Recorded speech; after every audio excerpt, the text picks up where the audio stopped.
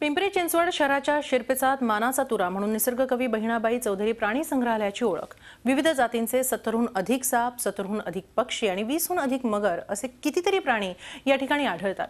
पण या प्राण्यांना साध्या मूलभूत सुविधा देण्यास पालिका अपयशी ठरते। शहराच्या लौकिकात भर घालणारं हे निसर्गकवी बहिणाबाई चौधरी प्राणी संग्रहालय, पण हे संग्रहालय सध्या असंख्य अडचणींचा सामना करतंय। वन्यजीवांना आधुनिक उब यंत्रणा, सीसीटीव्ही, प्राण्यांना हाताळण्यासाठी मदतनीस, पिण्याचं आणि प्राण्यांसाठी लागणारं वापराचं पाणी, स्वच्छतागृह अशा असंख्य सुविधांचा तुटवडा सध्या या प्राणी संग्रहालयात जाणवत आहे। वन्यजीवांच्या सुरक्षेसाठी संग्रहालयाकडे अत्याधुनिक यंत्रणा नाही। वन्यजीवांमध्ये थंड रक्ताच्या सरपटणाऱ्या प्राण्यांना उबेची आवश्यकता असते। नाग, मण्यार, अजगर, तस्कर, मांडूळ, डुलक्या घोणस, साप, मगर, कासव असे सरपटणारे प्राणी प्राणी संग्रहालयामध्ये आहेत।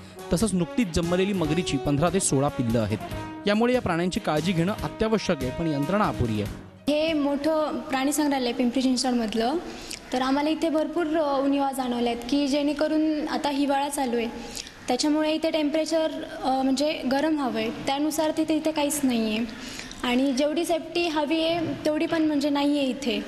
दुसरीकडे प्रशासनाकडून नेहमीच उडवाउडवीची उत्तरं दिली जात आहेत। प्राण्यांना बल्बद्वारे ऊब दिली जाते, मात्र प्राण्यांसाठी लागणारी अत्याधुनिक यंत्र प्राणी संग्रहालयात उपलब्ध नाहीत।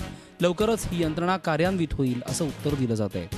ठिकाणी बाजूनी जाणारी जी पाण्याची लाईन आहे ती काही तांत्रिक अडचणीमुळे बिघडलेली आहे, त्यामुळे तिथे पाणी आणून मॅन्युअली टाकायला लागतं। संबंधित विभागांकडे आपण त्या दुरुस्तीबाबत कळवले आणि तातडीने ते दुरुस्त करण्याचं काम आता आपण सुरू करत आहोत।